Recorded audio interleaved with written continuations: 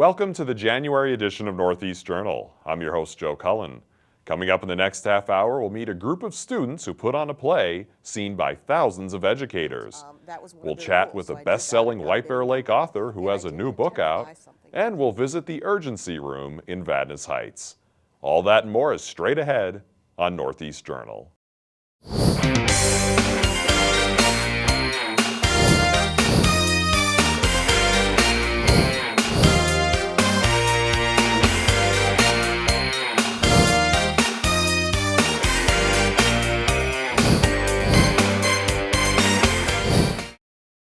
Hello everyone and welcome to the January edition of Northeast Journal. I'm your host, Joe Cullen.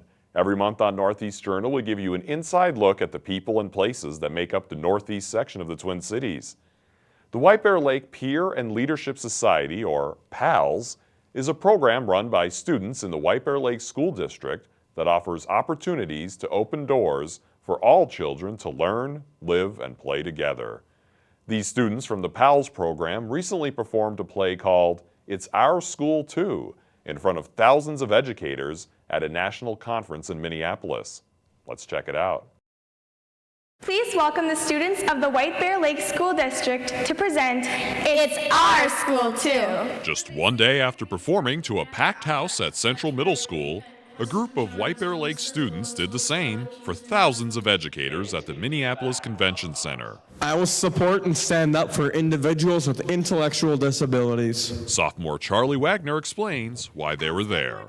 We're doing a performance called It's Our School Too, and what it is we're a group of students with both intellectual disabilities and without, and we're putting this performance together to kind of show how we feel about the issues that children with intellectual disabilities go through, and trying to make our voice for how we feel about it. The group is called PALS, which stands for the Peer and Leadership Society.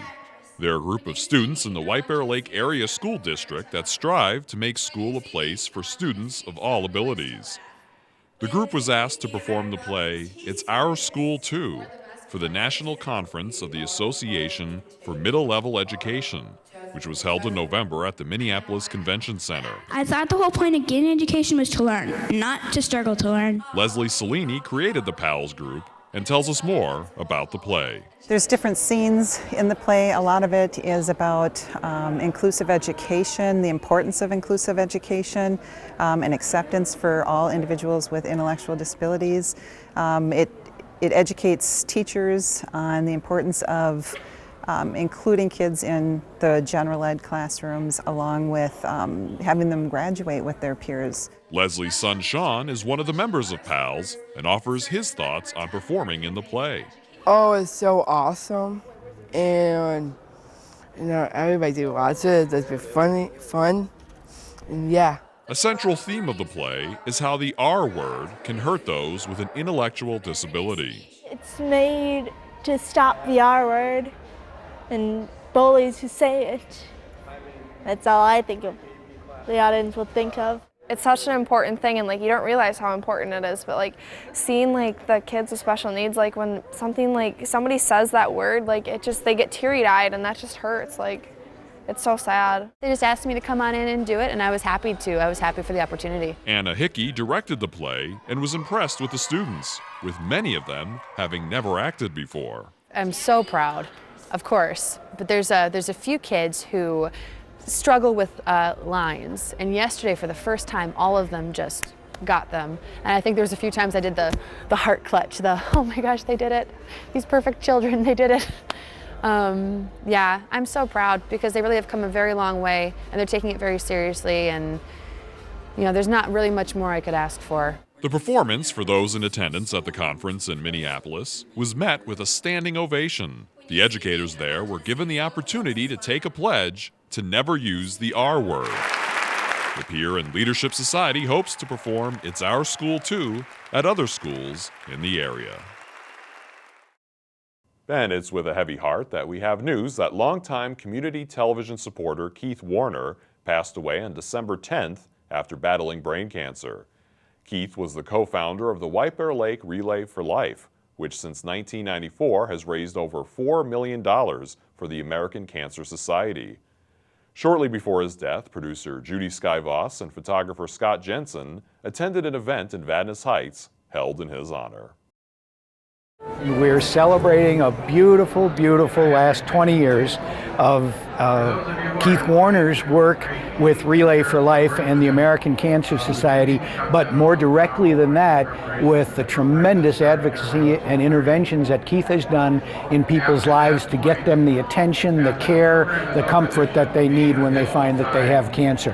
And the real issue now has become that Keith was recently diagnosed with stage 4 brain cancer himself, and it's, I think, as I understand it, glioblastoma. It's fairly aggressive, and so we're wanting to find a way, while Keith is comfortable still being able to be up for this long and talk to this many people, to say thank you, to celebrate him, to celebrate the cancer cause, and frankly, to leverage ourselves a little bit into next year and keep rolling with what Keith has started so beautifully.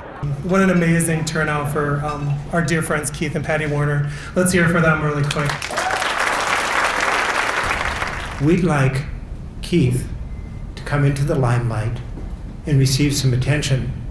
But as far as Keith is concerned, he wants the limelight, the attention, to be on the hope and the dream, and not on Keith and Patty. And 15 years ago, I was diagnosed with breast cancer. And after I'd seen the doctors and done all those things, my next call was to Keith.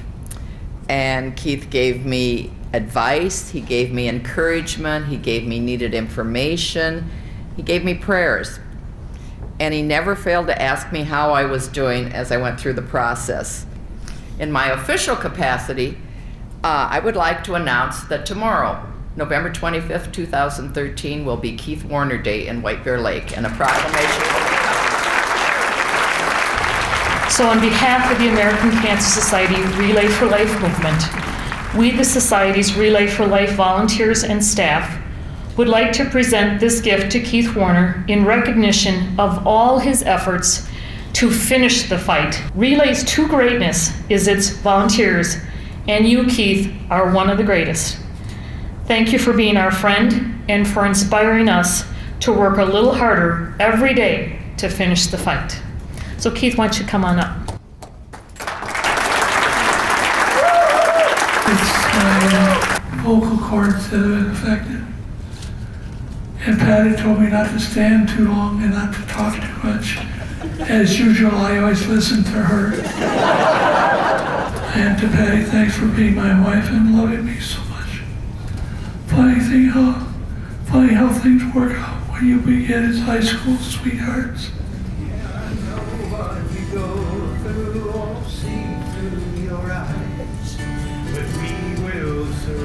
So I said to her, I showed her the film Relay for Life, and I said, can we do this in White Bear Lake area? She said, if you get the right volunteers, and we have.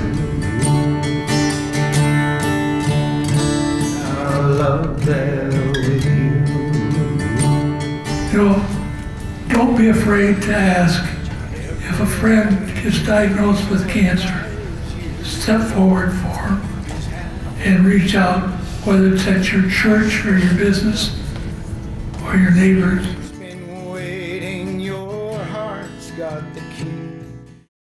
It's time for a short break. We'll be right back with more of Northeast Journal in just a minute.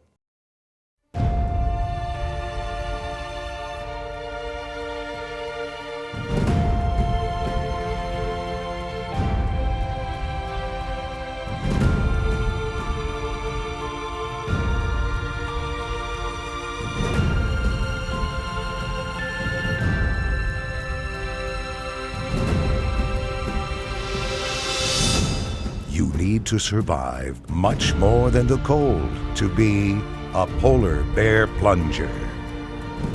It takes bravery.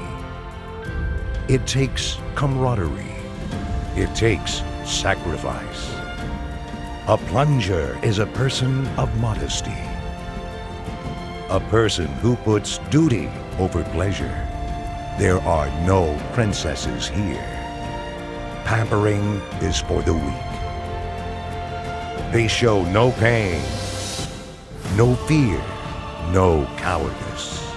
The polar bear plungers put it all on the line, proudly sporting their uniform as a symbol of their philanthropic belly plop of greatness. All are welcome, from the purest at heart to the oldest of farts. Each year, millions of dollars are raised by these winter warriors for Special Olympics Minnesota. The number who have passed under the great white bear keeps growing, and the locations of this do-goodery is spreading across the state like wildfire. Looks like those guys could use some wildfire right about now. Join us. Be one of the charitable, one of the icicles, the many, the freezing, the polar bear plungers. Welcome back to Northeast Journal. Julie Kramer is a best-selling author from White Bear Lake. She's written 6 books, with the latest, Delivering Death, releasing early in January.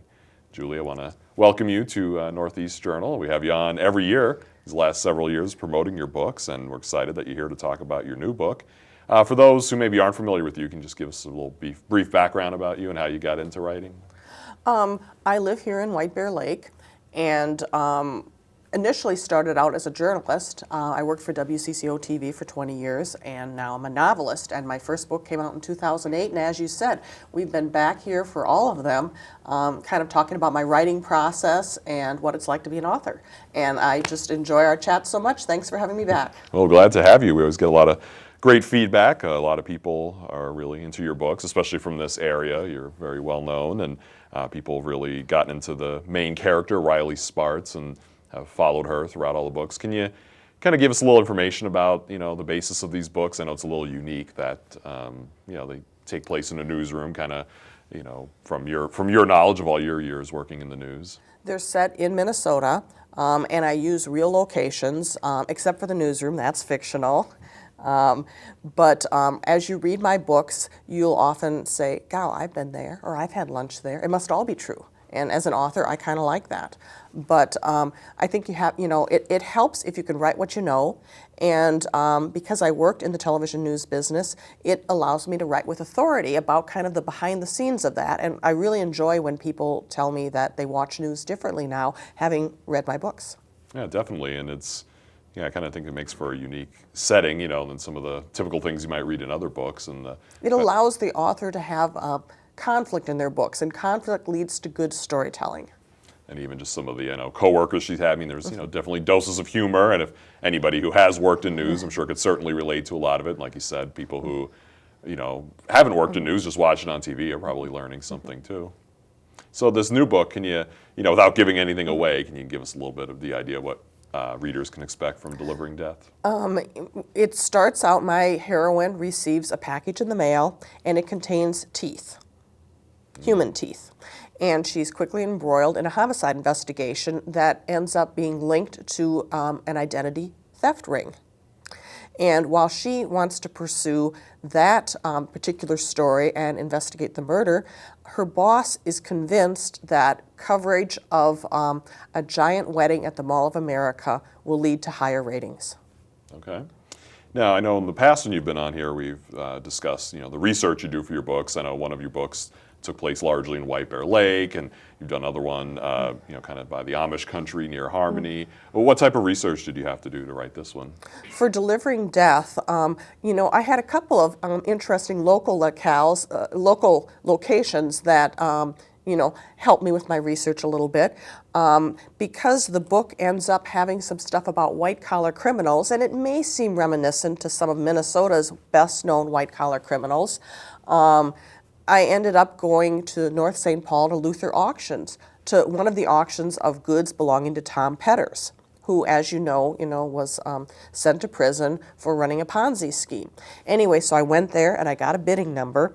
What was kind of interesting is, I was doing this kind of for the research of, kind of a glimpse into that lifestyle.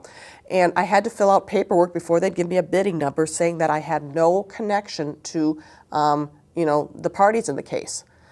And that was one of their rules. So I did that. I got a bidding number. And I didn't intend to buy something. I just kind of wanted to experience what it was like. And I bid on this piece of, giant artwork because another guy had seemed very interested in it ahead of time. So I thought, okay, I'll put in the first bid and then I'll let him have it just so that I can say I bid.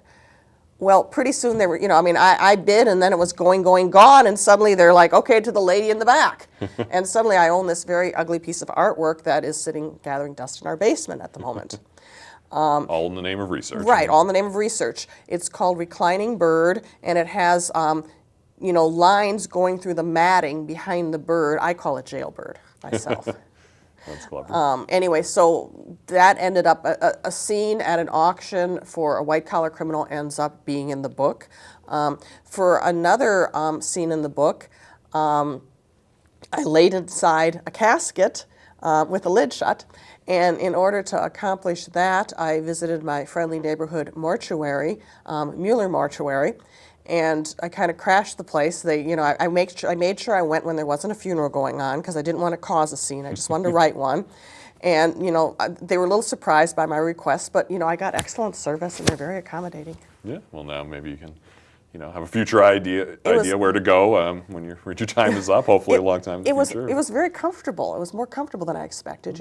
Yes, it was dark and, you got to breathe slowly while you're in there, but... I'm sure it's not a request they probably get often. Right, right. And I've also seen in some of the promotions for your book, it seems like you have some pictures where you have the book setting in a casket. Yes, but, yes. I'm sure laying in it yourself would be a little different than just putting the book in there.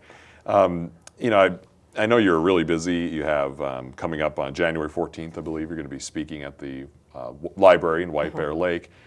But I know you speak pretty much all year round, not even just in the cycle when the new book is released. But then at the same time, you're promoting this book. You're writing a book that's going to come out in the future. And how do you balance all that? It's a lot of juggling going on. It truly is. There's always a big push when the book comes out. Now, my other books have been summer releases. This one's a winter release, and hey, it's Minnesota. So, I'm a little worried about that. All it takes is one good blizzard to shut me down. So fingers crossed that we have really good weather in that. I'll be doing some touring to some snowbird places like Tucson and Phoenix and San Diego, and then later in Fort Myers. So if we have any Minnesota snowbirds, that are check it's my website, and if you're in the area, stop on by. Would love to see you. And I've noticed, from book to book, it seems like your reach is getting wider. That obviously you speak a lot in Minnesota, but it does seem like you're traveling more, whether it's for, conventions or with other mystery authors across the nation, or just, different libraries and things like that. It seems like you're definitely moving outward and capturing the attention of a lot of the country. Well, it, is the kind of thing. There's a thought that a lot of the promotion happens online now, as opposed to face-to-face. But as a journalist, I just know the difference face-to-face contact would make in landing an interview. If you call someone, they might not answer the phone. If you email them, they might not look at your email. But if you're knocking on their door, you might get the interview that way. And so I hate to believe face-to-face contact doesn't matter anymore. So that's why I still continue to do touring. Well, I would imagine too, if somebody has a chance to meet an author, they're probably going to be more apt to in the future when they see that new book. Say, oh, hey, not only have I read her, but I've met her. She seemed nice. She signed my book, and probably, especially when you have a series like this, I'm sure they're going to want to stick with it and see what happens with all the characters. And I'm just remembering now, even this summer, I happened to be on the 4th of July with my family, strolling down the streets of Harmony, Minnesota, and I saw you there at a table with your books and everything. That was 4th of July. They have a big parade down in Harmony, and so I went down there for a signing that particular day. For Shutting Sarah, which was my Amish book, which in fact has just come out in paperback. So those of you who've been waiting for paperback of it, it is there. So, take a look. Yeah, and as I'm sure folks can see, we have all of your books sitting out here, including the newest one, Delivering Death, which came out January 7th, and all the others are in paperback. Now, would it be wise for somebody to start at the beginning to read, or could they just jump into one of these later books? You could just jump in. That's kind of the challenge of an author when you're writing a series. You want the book to be self-contained so that someone who hasn't read any of them can read it and think, wow, this is cool. Hey, there's more of them. I'm going to go back and read the others. But at the same time, you want to reward the faithful fans who've been with you to the beginning and make sure they see some character growth and some interesting things going on. And also, you don't want to put too much backstory in so that you're boring them. You want enough that the new reader is caught up, but not so much that you bore the reader who's been with you from the very beginning. Okay. And you mentioned earlier your website. I know that's a great place to learn more about your books and, like you said, to kind of get your schedule and everything. Can you just give us that website? Yeah, it's juliekramerbooks.com. And my books, take you inside the background of television news. And in this particular book, Delivering Death, my protagonist, Riley Spart's newsroom, Channel 3 gets a new set. Oh, great. That's always good to hear. And I know, too, you have a presence on Facebook, so it's another way for people to interact with you and to kind of get those late-breaking updates on your schedule. Sure. And come to Facebook. Be my friend. Like my page. And also to know, when the new books are coming out. And so will your next book also be a winter release then? Or is that something we don't know up in the air? yet. Okay. Most likely, but, still in the process of that. So, I mean, other than, like you said, the differences in potentially traveling, do things change that much for you promoting it, now in the winter as opposed to doing it in the summer? The only probably real difference is, could be weather related for Minnesota. Yeah. But publishers seem to think that, early January is a good time because people have just gotten, money for Christmas and gift cards and things like that. And so they think that people are doing a lot of shopping. Great. And if people are interested in buying your books, I know they can get them at the Lake Country Booksellers in downtown White Bear Lake. Otherwise, they're all the available, other retailers, in bookstores everywhere around here, Great. for. Great. And one thing I'll add quick, we're almost out of time, but I have noticed on Facebook too that you like to post pictures of, people reading your books in other places. And I think, was it your son that happened to randomly spot somebody like on a beach somewhere? Oh yeah, on a beach in Florida reading one of my books, and he sent a picture of that. So yes, if you're reading my books anywhere, fun and exciting, send me a picture on my Facebook page. I'm sure that was neat for him to just, it wasn't like somebody that just reading and taking a picture, but just... This was on Fort Myers Beach, and I said, or in Naples, I guess, and I said, well, did you ask him? Did you go up and say, how are you liking that book? And he goes, oh, no, I just didn't want to get into that. Well, that's really funny. Well, I want to wish you the best of luck, and if people are interested, again, juliekramerbooks.com. The new book is Delivering Death, out now in stores, and we wish you the best of luck, and I'm sure we'll see you again in a year to learn about your next great book. Thanks so much, Joe. Thanks a lot. And it's time for another short break. We'll be right back with more of Northeast Journal in just a minute.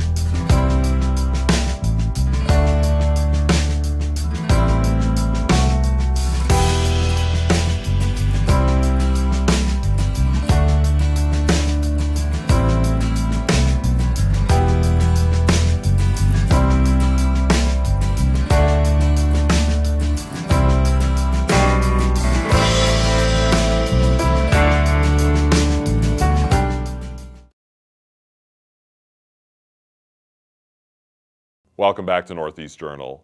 A groundbreaking was held recently for a new senior living complex in North St. Paul. Here's a look.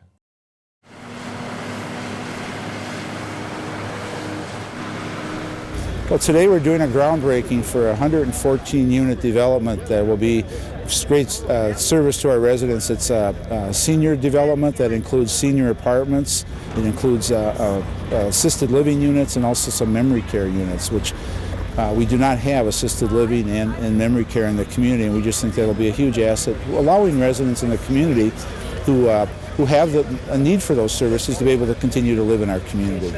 We've had the opportunity to do development in large cities, and we've chosen never to do that. Rather, we want to be part of a community, and we like smaller communities, and this is clearly one. The people of North St. Paul are very proud of their city, and justifiably so. We had a very warm reception from city staff who really helped us and guided us through the municipal approval process. They also were very supportive and advised us well on a little financial assistance that we were able to obtain. So yeah, I couldn't be more pleased with the support and help we got from city staff, as well as the Planning Commission and indeed the City Council. We're a very small, kind of a landlocked community, so unless the seniors move out of their house into a multi-family type unit like this, those houses will never come up so we can get new families and in the city, which will keep it growing, hopefully. If your need to see a doctor is urgent, then there's a perfect new place in Vadnais Heights to do that. Here's the story. A unique alternative to emergency rooms is now open in Vadnais Heights called the Urgency Room. We can provide the exact same level of care here that they do at the hospital. As far as the biggest differences for us is that we do not take ambulances and thereby kind of frees up the urgency room to see the 70 to 75% of patients that go to an ER and go home. We can still see patients that need to be admitted.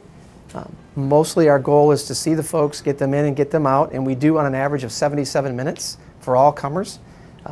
From the time that you are here registered to the time you leave is 77 minutes on average for us. Dr. Kurt Belk, the medical director at the Urgency Room, tells us why he first thought there was a need for a facility like this. We could provide a better patient experience with high quality ER physicians at a lower cost. And that hit what a lot of the networks want to call the triple aim. So high quality, low cost, great patient experience. And we believe that we've done that and succeeded in that. And hence we've been able to now replicate our first two, and now this is our third model. Visitors to the Urgency Room are greeted with a relaxing lobby where they are kept up to date on their waiting time on TV screens. There's free coffee and activities to entertain kids. These are just some of the reasons why Dr. Belk enjoys working at the Urgency Room. What I enjoy the most about the Urgency Room is I can take a little more added time to spend with the patients, to explain things to the best of my ability, to take a little bit more time because I'm not pressured, because I don't have a full lobby necessary of 30, 40 patients waiting to be seen like you do at most of our ERs on a weekly basis. The other thing is that we have high quality staff that just wants to learn and be educated, and so we've been fairly aggressive at doing that. The Urgency Room is located 2 blocks east of 35E on County Road E in Vadnais Heights. There are also Urgency Room locations in Woodbury and Eagan. That's all we have time for. Thanks for watching, and please join us again next month for another edition of Northeast Journal.